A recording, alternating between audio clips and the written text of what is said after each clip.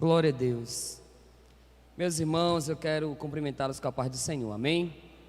Estou muito feliz de estar aqui mais uma vez com os irmãos, no culto de Santa Ceia, para nós estarmos meditando a palavra do Senhor, nesse culto maravilhoso, um pouco diferente, como o pastor disse, mas é um culto de adoração ao Senhor, e nós devemos estar com temor e tremor diante dele nesta manhã também, amém? Meus queridos, abra sua Bíblia no Evangelho de Lucas, no capítulo de número 10, Evangelho de Lucas, capítulo de número 10. Quando eu conversei com o pastor João, que estaria aqui com os irmãos, nesse culto de Santa Ceia, foi em janeiro mais ou menos, se não me falha a memória, Deus, Ele falou ao meu coração nesse texto, na verdade em um versículo desse texto, que toda a minha vida eu li, e sempre busquei em Deus entender por que que Jesus falou essas palavras para os discípulos. O versículo de número 20 diz o seguinte: mas não vos alegreis, porque se vos sujeitem os espíritos, alegrai-vos antes, por estar o vosso nome escrito nos céus. A ceia do Senhor, irmãos, é a mais solene celebração da igreja. São as ordenanças de Cristo, né? A sua noiva. A primeira é o batismo, como nós sabemos, e a segunda é a ceia, é a celebração da ceia do Senhor. E a ceia do Senhor, ela não só traz para nós a reflexão acerca da nossa condição espiritual antes da cruz, ela não traz somente para nós a reflexão da obra vicária de Cristo na cruz do Calvário, nos comprando, nos redimindo da nossa vida de ofensas e pecado, mas também o apóstolo Paulo diz que lá em 1 Coríntios, que todas as vezes que devemos fazer isso em memória dele, até que ele venha. Isso também traz para nós a reflexão acerca da volta de Cristo, e a volta de Cristo também nos faz refletir sobre uma das coisas mais importantes da vida, irmãos, que muitas das vezes nós falamos, nós cantamos, mas nós não entendemos: a vida eterna. Esse texto sagrado é muito interessante. Jesus envia os discípulos, dá a eles algumas instruções, dá a eles graça, dá a eles autoridade para executar a obra, para pregar o Evangelho, e eles vão, cumpre a vontade do Mestre. Coisas extraordinárias acontecem e eles voltam alegre, se alegrando pelo que fizeram, se alegrando pela obra que realizaram. E Jesus, observando a alegria deles, adverte eles que, apesar do grande prazer que é servir a Deus, existe uma alegria maior que deve queimar no coração de um salvo. E Jesus disse: olha, não se alegrem por fazer as coisas, não se alegrem apenas por realizar grandes obras, mas eu quero dizer para vocês que existe uma alegria maior. Se alegrem mais ainda, pois os vossos nomes estão escritos nos céus. E aí nessa noite eu gostaria, nessa manhã, a gente vai se confundir um pouco, né, irmãos? Nessa manhã eu gostaria de falar sobre a alegria da vida eterna. Aleluia! E eu gostaria de perguntar, para que você refletisse aí, no que consiste a sua alegria. A sua alegria tem base em quê? Em que a sua alegria está centrada? E qual é a maior alegria de um salvo? A maior alegria de um salvo, meus irmãos, não é a alegria de ser alguma coisa, não. Também não é a alegria de fazer coisas, mesmo que seja para o reino de Deus. Mas há uma alegria maior, irmãos, de um salvo, que deve queimar no coração de um salvo, é a alegria da vida eterna. É a alegria de saber que pela graça de Deus, o meu nome e o teu nome está registrado em um livro nas mansões celestiais, e que um dia será feita uma chamada, e serão chamados somente aqueles que têm os seus nomes escritos neste livro celestial. Aleluia!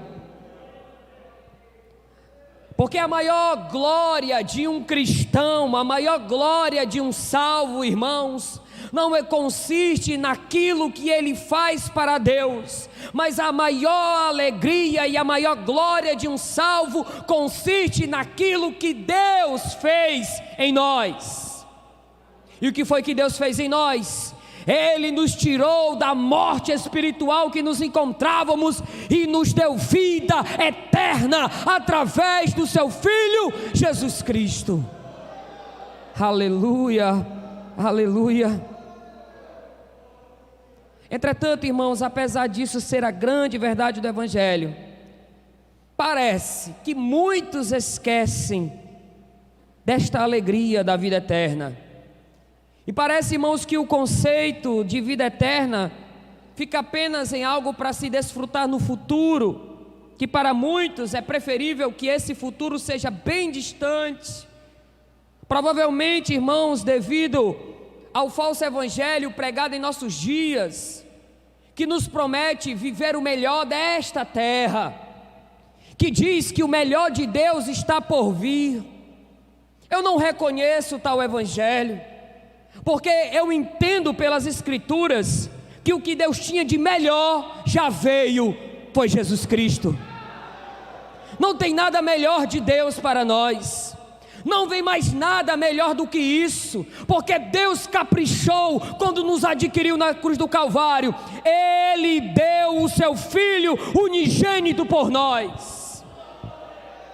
Mas essa ideia de o melhor de Deus está por vir, de que o melhor dessa terra Deus tem para nos dar, tem feito com que crentes que construam raízes nesta vida, e que crentes não desejem a vida eterna, não desejem a volta iminente de Cristo. Pelo contrário, muitos cristãos estão querendo sim viver um melhor nessa terra, querendo estabelecer raízes neste mundo, mas nós precisamos entender que um salvo neste mundo, ele é um peregrino, porque a nossa casa, a nossa morada é nos céus.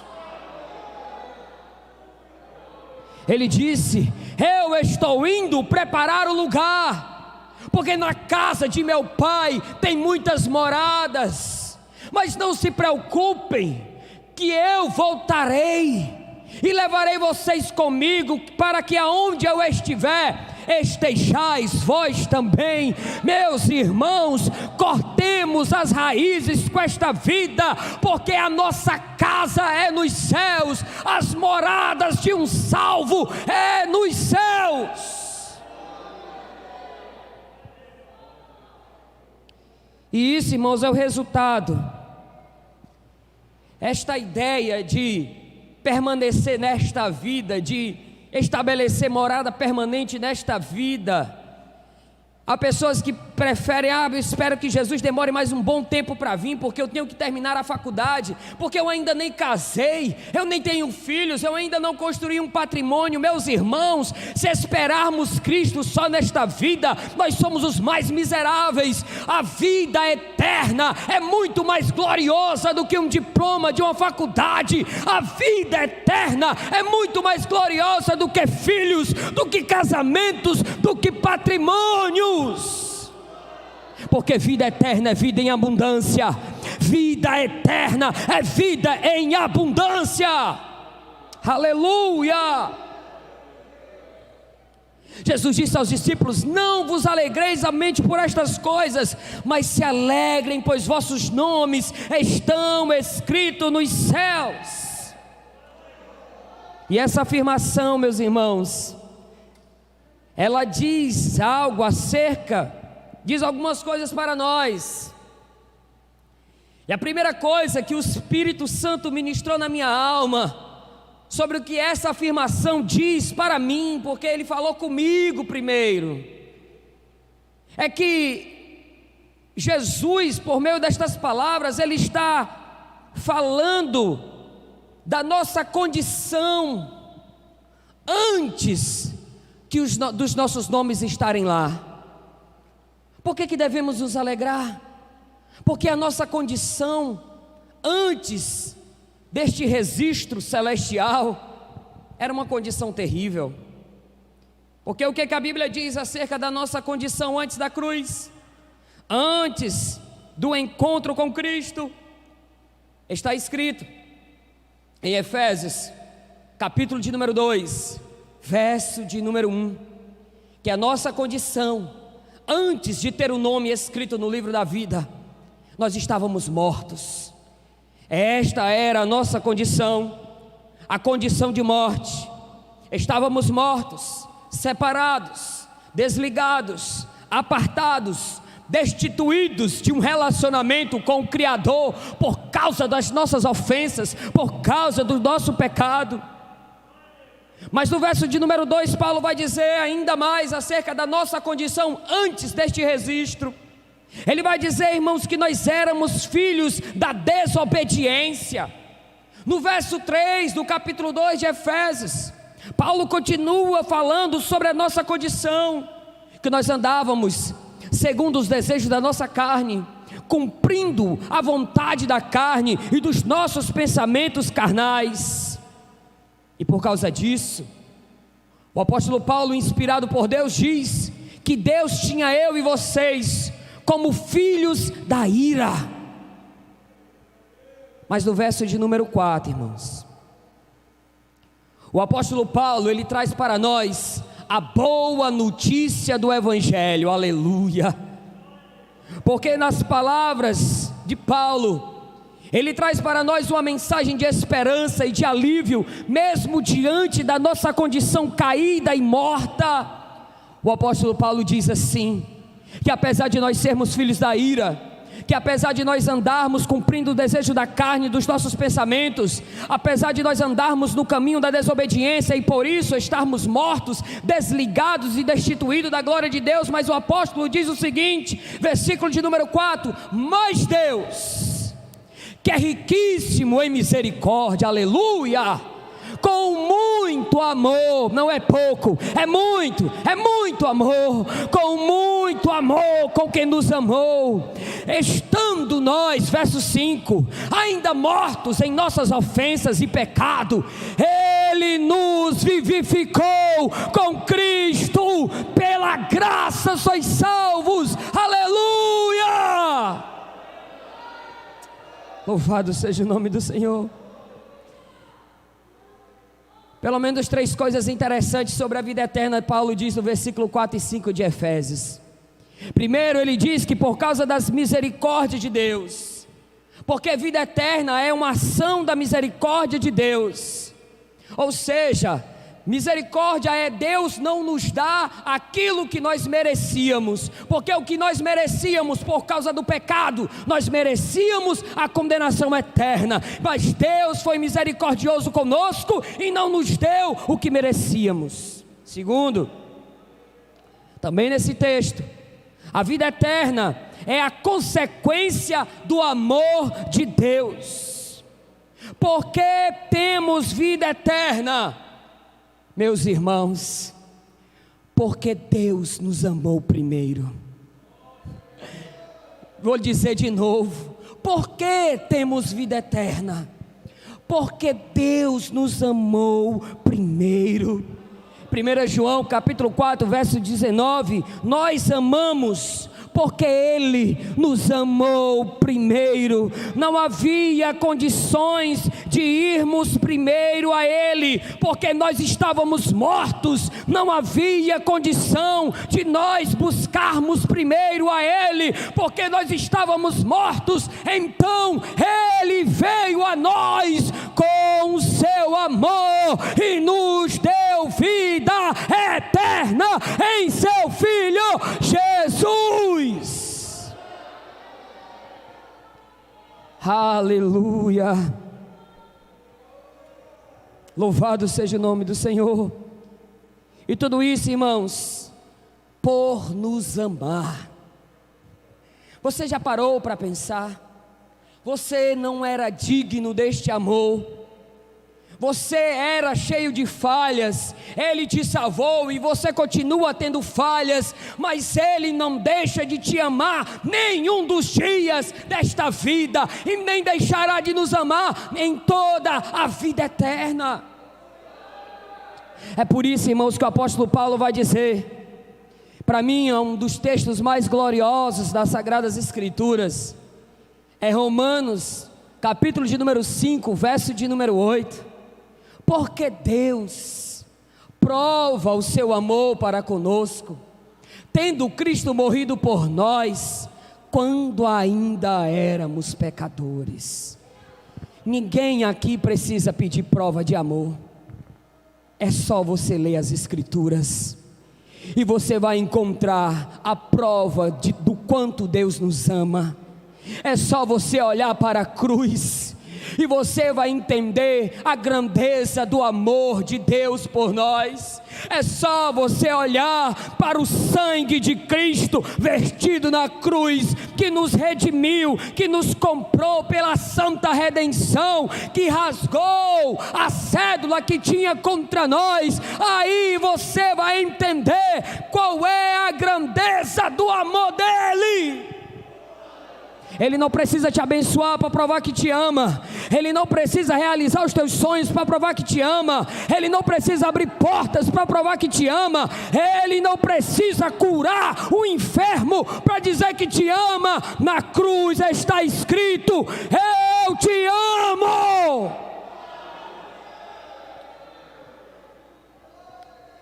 Mas também ainda nesse texto, a vida eterna é o milagre gracioso de Deus. Aleluia, irmãos. Aqui é a maior grandeza desse texto, é aqui. Não é nem o amor, mas é a graça de Deus. Não é por nossos méritos. Não foi nada em nós que chamou a atenção de Deus. Foi a sua graça que nos deu a vida eterna. Sabe por que você está aqui nessa manhã? Porque a graça de Deus te trouxe. Sabe por que você vai sentar na mesa do Senhor, ter esta dignidade de sentar na mesa do Senhor e participar da ceia do Senhor? Porque isso para nós é muita honra. Isso é a graça de Deus. A graça de Deus é que tem nos sustentado em dias tão difíceis como esse. Estamos vivendo na nossa geração os dias mais difíceis, não só por causa da pandemia, mas também, irmãos, pelo esfriamento espiritual de muitos cristãos. Estamos vivendo dias difíceis, mas nós estamos aqui firmes, nós estamos aqui constantes, nós estamos aqui perseverantes diante de Deus. Mas eu te digo, não é mérito das tuas forças, é a graça de Deus que nos dá força para permanecer de pé. Aleluia. Vida eterna é relacionamento pleno, real e pessoal com Cristo. Meus irmãos, escute uma coisa. Eu não sei se você vai entender o que eu vou dizer, preste atenção. A eternidade é um espaço de tempo que não tem fim, é infinito, não tem dias, não tem horas. Mas imagine você e eu chegarmos num céu sem Cristo. Nós iríamos nos admirar com as ruas de ouro? Sim. Nós iríamos nos admirar com a possibilidade de não morrer mais? Claro. Nós iríamos nos admirar com os mares, o muro de jaspe, os mares de cristal? Sim. Mas ia chegar um momento que tudo aquilo ia ser cansativo e enfadonho para nós. Então, o que é que faz as moradas celestiais ser o gozo eterno dos salvos? Não é o lugar, é quem está lá nos esperando. Não é os céus que é glorioso, irmãos, é poder viver eternamente com quem está nos esperando nos céus. Aleluia! Porque a vida eterna é um relacionamento pleno, é um relacionamento real e é um relacionamento pessoal com Deus. Ele disse em João 14, verso 3: quando eu for e preparar o lugar, eu voltarei, levarei vocês, para que aonde eu estiver, estejais vós também. Estaremos com Ele, irmãos, caminharemos com Ele, veremos Ele face a face. Meus irmãos, poderemos fazer como João, colocar o nosso rosto sobre os seus ombros, porque Ele vai estar lá para isso. Nós poderemos, irmãos, adorá-lo face a face, contemplar aquilo que nem os serafins conseguem contemplar, a glória revelada de Deus nos céus.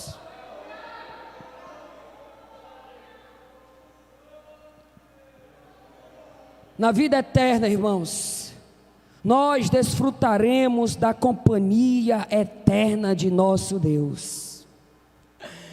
Meus irmãos, não sei se você está entendendo o que eu estou dizendo, porque eu digo para você uma coisa: quando eu medito sobre isso, eu queria muito deixar esta vida agora, em saber que se eu deixar esta vida agora, esses meus pés que só pisaram na Messejana no Ceará, pisarão em terras, em ruas de ouro, mas o lugar nem é tão importante assim para mim, porque o que importa é o que está lá no meio, porque o que importa é o que está lá no centro.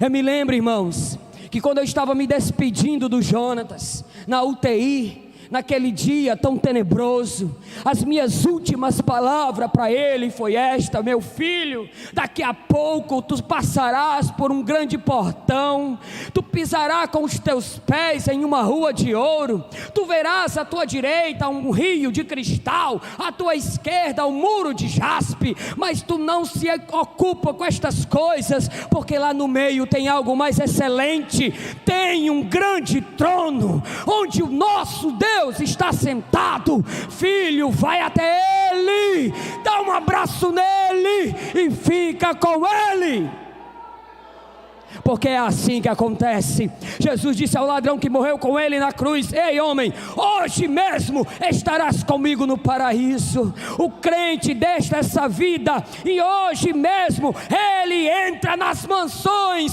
celestiais. E para finalizar, irmãos, é uma mensagem rápida, mas é o último ponto. A vida eterna é vitória sobre a morte, aleluia, sobre a dor e sobre as aflições da vida. Eu acho tão lindo esse texto, irmão. É um dos mais belos textos das Escrituras Sagradas. Até porque eu nunca vi um texto feio na Bíblia, nunca vi, né? Então vocês vão ouvir eu dizer isso em todos os textos que eu citar. Mas em Apocalipse, capítulo de número 21, verso de número 4, irmãos. Irmãos, a primeira vez, e eu vou dizer, eu era uma criança a primeira vez, viu? Que eu li esse texto, eu me alegrei tanto. E todas as vezes que eu leio esse texto, eu até choro, porque eu fico imaginando quem sou eu para tanta coisa, meu Deus. Diz assim o texto: e Deus. O versículo 3 fala, né, irmãos, que lá não haverá choro, não haverá tristeza. E aí no versículo de número 4 ele diz assim, ó: e Deus limpará. Que eu acho interessante, irmãos, que não é anjo que vai vir limpar, não é serafim, não é os anciões, não é os apóstolos, não é nem um serviçal do céu, o próprio soberano. Você está entendendo? Quem somos nós para isso? Não somos nada, irmãos. Mas a Bíblia diz que o próprio Deus limpará de seus olhos toda a lágrima, e não haverá mais morte, nem pranto, nem clamor, nem dor, porque já as primeiras coisas são passadas. Meus irmãos, na vida eterna, Deus cuidará de uma vez por todas das nossas aflições e dos nossos temores. Ele enxugará de uma vez por todas as nossas lágrimas.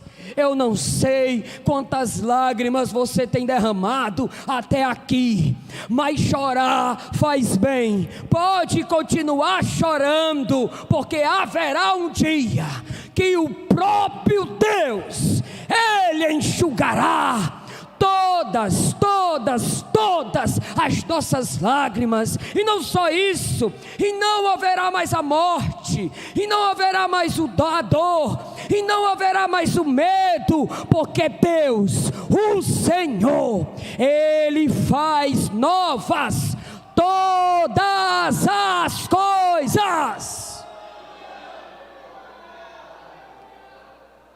É por isso, irmãos, que o apóstolo Paulo diz em Romanos capítulo 8, verso 18: porque para mim eu tenho certo, era uma certeza que ele tinha, porque para mim eu tenho certo, que as aflições desse tempo presente não são para comparar com a glória que há de ser revelada em nós.